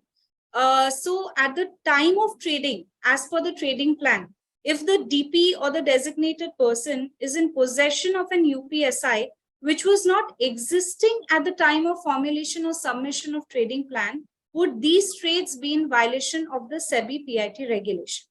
So this is a different scenario. For we discussed that we are already in possession when we are formulating or when we are implementing. So that is considered as a violation. This is a different perspective when we are not in possession of the UPSI. So it is like we are formulating a plan on the basis of earlier UPSIs that we have, which is still not generally available, then it will be in violation. But if at the time of formulation of the trading plan, there was no UPSI, and on a later date that is being generated, then the trading plan is allowed to be carried out as per the plan that has been executed by that insider. So this is all about the trading plan and exemption which is being given to an insider wherein he can trade. Of course, it comes with its own conditions. And so with this, we come to an end to the session of structured digital database and trading plan. Thank you, everyone. One question was remained to be answered, that is whether the companies under CIRP is required to maintain the structural database. So the answer to that is, if the company is a listed company, which it is, although it is undergoing CIRP, it is required to maintain SDD. And during CIRP process, it is the RP who has to discharge the responsibility under the various laws. So to answer it in one simple word, yes, it has to comply with PIT regulations also and maintain SDD. You are absolutely right, Savitri. I agree with you, because whether it is CIRP or otherwise, so long as company in existence, all the compliances are required to be maintained. But the only thing is, as you rightly point out, who the responsible person to maintain. In this particular case, it is actually a resolution personnel, they are responsible. There have been n number of decided case laws are there available actually. So this question is definitely there. That is why I wanted to hear from you. And one more thing, I wanted to ask one thing, Savitri. This is something like, you may be knowing some time back. So case law was there some, I think, 2 or 3 years back, I think. Based on the WhatsApp group messages, which is actually shared with the people. And there are about 5 or 6 companies, information was exactly matching as per the result published and what is actually shared, where the SEBI has actually penalized those people. Ultimately, when the matter went in the appellate tribunal, the thing has been actually reversed on the pretext saying that in the WhatsApp group, there were a lot of information out there, not even only these companies, other companies as well. But only because these 5-6 companies information was matched, you have taken the action, where the other companies were not matched. So it is not justifiable. That was the judgment which has actually come. So here the question is, somebody is also asked if the information shared on the WhatsApp or something like that. There are 2 distinct information. One is heard on street, based on the rumors, what you are actually sharing is one. Second thing is really coming to know the UPSC information, like, privately hearing somebody you are happen to travel, somebody is talking with his colleagues on a telephone, you happen to hear or something. Last time also, I think Sudhakar was mentioning, going to the barber shop and talking something and coming to know unknowingly sharing the information, etc. If that is shared WhatsApp, how could the regulator make the difference between what is the UPSC information shared is genuine or it is heard on street? What is the mechanism? So, of course, the regulators have several tools that they've been using. But let me speak from a compliance perspective. I would say that there's an obligation to ensure that UPSI is not shared, or rather UPSI should only be shared on a need to know basis. So ensure that it is shared only on a need to know basis to persons who have a legitimate need to know and not to others. Also, it is very important to ensure that these persons do not pass on even accidentally. For example, if you're at a public place, don't take a call. You can always say that you're not in a place where you can take a call. And therefore, don't speak anything, because sometimes people may just be able to hear what you're saying and may be able to put two and two together. Today, you may be traveling in a public transport. Don't speak anything which can be a leak of an UPSI or something. So these are basic things which will need to be percolated down, which will need to be communicated. And based on these principles, it's not about what is the mode used and how it is established. Rather, don't do it so that there is no risk at all. I think we answered all the questions in the chat box. Nothing is actually left out. Mr. Bala, Mr. Virendra has written a question, whether every closer, you can take that. 1 minute. That was also answered. It was answered. Yeah, this was actually answered. That's why I not taken. This was all. So It in was trading discussed plan, actually. there is one question, which is a very interesting question. I just saw it on the chat, which says that can a person have a hybrid, buy as well as sell, covered in a trading plan? Well, the obligation of the compliance officer is to check and see whether it is okay. And the first question which would be asked is, you're saying there's going to be an acquisition and also a disposal. Why would you want both acquisition as well as disposal? Either you want to buy or you want to sell. Now, when you refer to acquisition, it may be coming to you by way of gift. And therefore, you may be getting a gift and you may actually be selling, which is possible. So what needs to be done is you need to see as to why there is a contra. If the contra is purely by buying from the market and selling in the market, I'm sure no compliance officer would give the permission, because you cannot have a purchase as well as a sale when you are in the position where you're giving a trading plan. There has to be a justification. Not only that, for trading plan, window closure and contra trade restrictions are not applicable.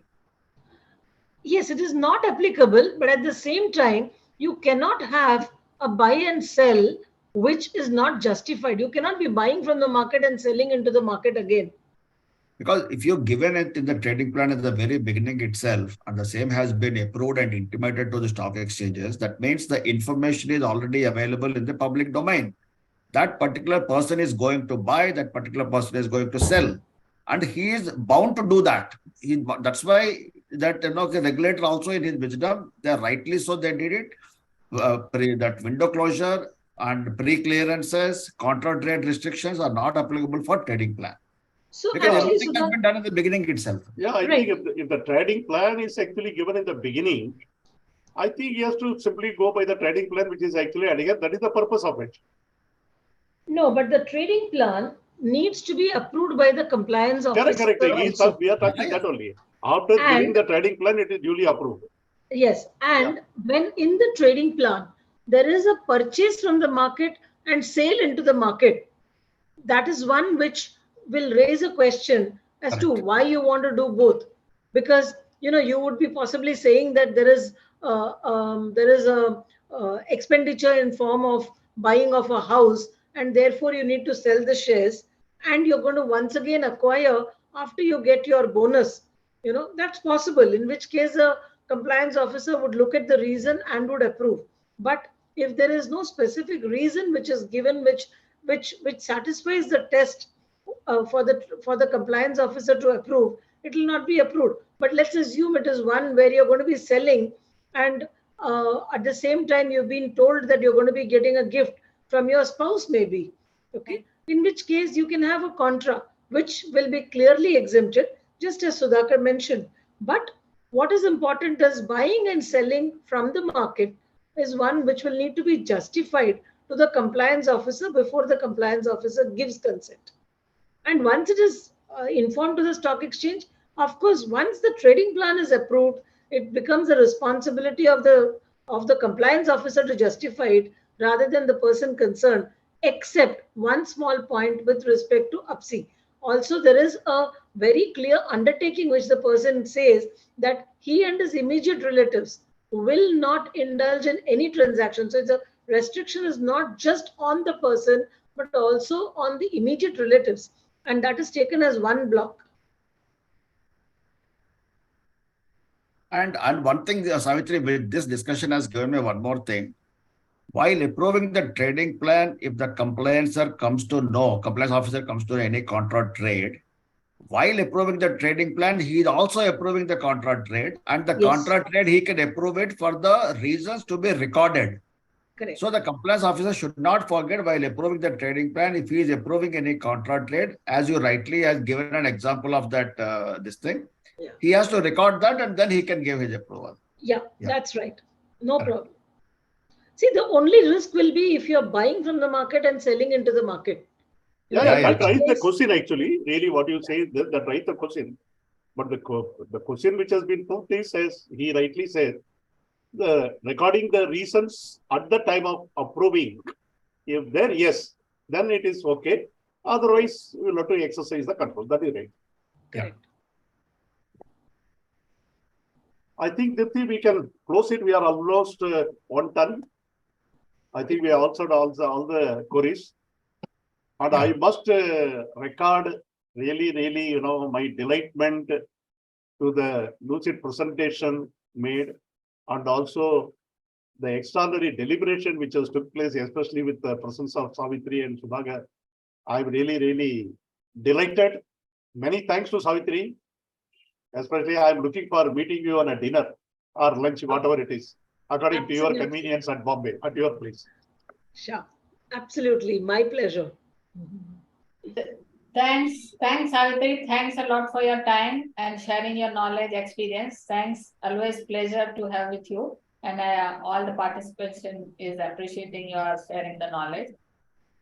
Thanks, Sudhakar. Thanks, Aditi, for presentation. Thanks, Mr. Bala, for your presence and sharing the experience and knowledge. Dipti, you might already seen in the chat box, there are a lot of congratulation messages come for the century webinar.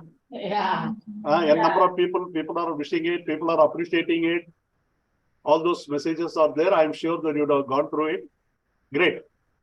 Thanks, everyone. Thank you.